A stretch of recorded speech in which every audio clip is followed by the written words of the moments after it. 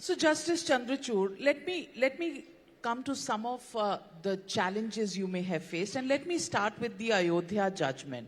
It was a unanimous verdict. To this day, we do not know who authored that judgment. Why was there so much of control in trying to put out who did author it? There were 5 judges who were giving their verdict. Why did you not deem it fit for bringing out into the open, considering you are a votary of transparency, to give out who authored that judgment? Well, at the outset, I must clarify that the judgment was signed by all the 5 judges. It's not that the judgment has not been signed by all the 5 judges, because a judgment, to be a judgment, has to be signed by every member of the bench. But having said that, we decided when we were in conference not to ascribe authorship to the judgment. And the reason why we did that was this. This was a dispute which had really threatened to tear apart the social fabric and had a whole history of conflict and bloodshed over several hundred years. We were 5 of us: Chief Justice Gogoi, Justice Bobde, who went on to become Chief Justice of India, myself, Justice Ashok Bhushan, and Justice Abdul Nazir. And we thought that if we speak without ascribing authorship to the judgment, we'd send this message across to society, the nation, and beyond, that we stand there as one. In other words, the judgment does not define the identity of one author of the judgment, but the identity of the court as a collective entity, which made an effort through that judgment to resolve a conflict and to bring a sense of peace and stability to our society. So that was really the reason why there was no authorship which was ascribed to the judgment. Since we are on the subject of the Ayodhya judgment, let me ask you something that your former colleague in the Supreme Court, Justice Rohinton Nariman, has said just recently. In his criticism of the Ayodhya judgment, he said secularism was not given its due at all. He also mentioned that the structure that was found under the mosque was probably a temple, but not something that may have been the Ram temple. The fact is that what was said in the judgment was that it was certainly not an Islamic structure. I want to ask you, how would you respond to this statement by Justice Nariman? And do you think the judgment should have taken a position on what was underneath?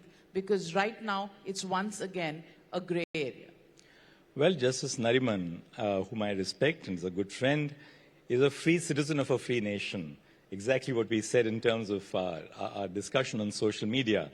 And while he's a free citizen of a free nation, I'm a disciplined soldier of an institution I have served. I was a party to the judgment, and therefore it's no part of my function to either defend or critique my judgment. When a judge who is a party to a judgment delivers the judgment becomes the public property of the nation.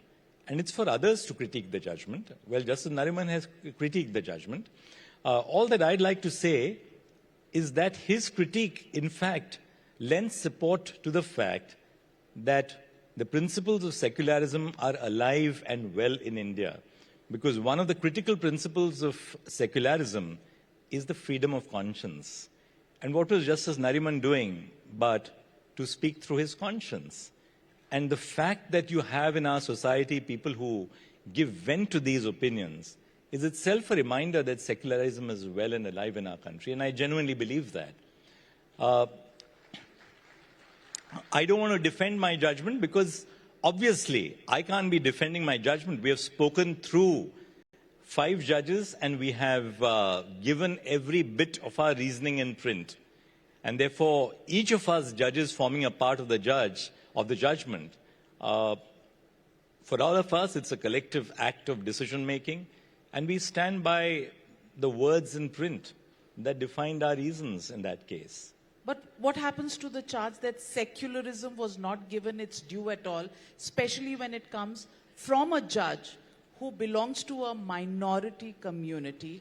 Well, that's a perception, and there would be other perceptions across the spectrum. And that's why you have a situation where courts decide on issues of the moment. They decide on issues which confront the nation. Citizens are entitled to comment, to critique, to discuss. That's part of the dialogical process in a democracy. That's one perspective which Justice Nariman has, and I'm sure everyone respects the perspective. But surely, that perspective does not reflect a monopoly of truth. The final word is the word of the Supreme Court. Well